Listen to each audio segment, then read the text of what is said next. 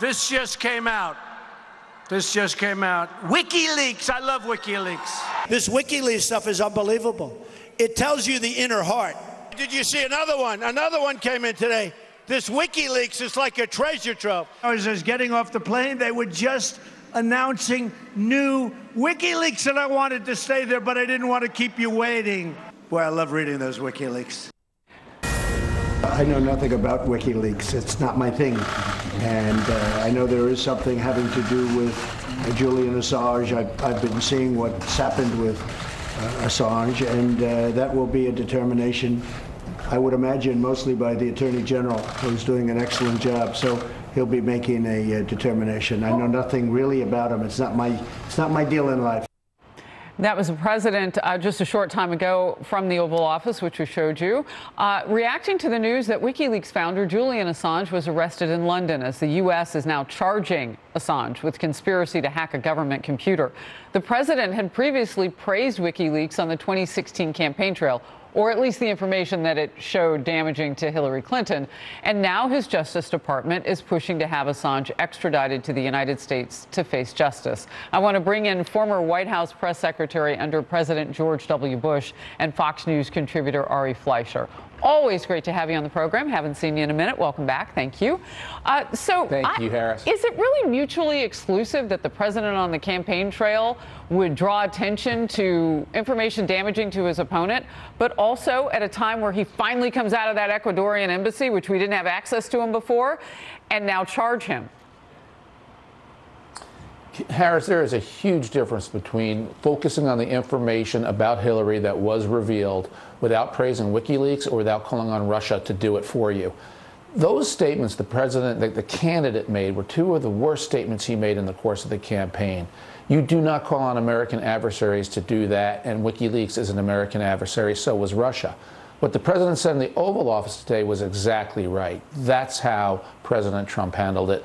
Candidate Trump should have handled it the same way, but I'm glad President Trump handled it this way. All right, let's show everybody just a little bit of a touch of what he said on the campaign trail, and then I want you to talk about it maybe a little bit deeper, because we are going forward, and you saw the president leading today on the issue. We're moving forward. Let's watch the past. Yeah. This just came out. WikiLeaks. I love WikiLeaks. This WikiLeaks stuff is unbelievable.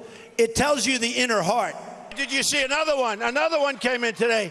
This WikiLeaks is like a treasure trove. I was just getting off the plane. They were just announcing new WikiLeaks, and I wanted to stay there, but I didn't want to keep you waiting. Boy, I love reading those WikiLeaks. So, Ari, again, you're saying there's a big difference between what happened then and what we're doing today. And as we see that video of Assange coming out of that embassy and being pulled out, you see them kind of carrying him along. I mean, the wait has been long for any sort of justice.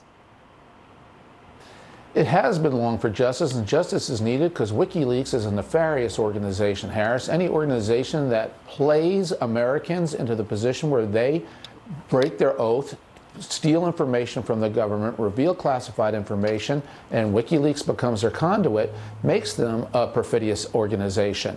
And no candidate, no president, no person should praise WikiLeaks for so doing. Now, if WikiLeaks puts something out and it is newsworthy, and that does happen, you don't praise WikiLeaks. You focus on the news that was made, in this case, Hillary's emails. So when candidate Trump said, "I love WikiLeaks," I cringed at the time because WikiLeaks doesn't do anything that people should love. Now, I understand the journalistic reality that they can publish things that we want to talk about, but the tactic is still a bad tactic. WikiLeaks participated in the stealing of classified information. I'm glad the Justice Department has caught up with Julian Assange. Is there a possibility of extradition? Should we anticipate seeing him in this country? Oh, I'm certain there's a possibility of extradition. I think otherwise the United Kingdom would not have announced they were doing this at the request of America, in part. And he's going to be on his way to the Eastern District of Virginia very soon, and he's going to be indicted. Well deserved. You know, Edward Snowden tweeted earlier today about this, and he said that this was an infringement on press freedom. Is that what we're looking at here? I mean, there are certain things that we would not know without WikiLeaks, and whether the president was, you know, on the campaign trail talking about some of the information that came out in Hillary Clinton's emails. The fact of the matter is it was true, and we could all see it. Here's the problem. WikiLeaks is not the New York Times, the Washington Post, or Fox News. WikiLeaks, as the indictment reads, cooperated with the hacker in this case, Manning, who violated her oath of office in the military to steal classified information, and WikiLeaks participated in that hack, in that steal. It's not as if they just published it because they were a passive recipient of it. They were an active thief to getting the information. That's the difference between what WikiLeaks did and what the New York Times or what Fox News would do if classified information crossed your transom, our transom. So huge difference, and I think the Justice Department was wise in only going after Assange for the active participation in the hack and the theft, as opposed to the publication.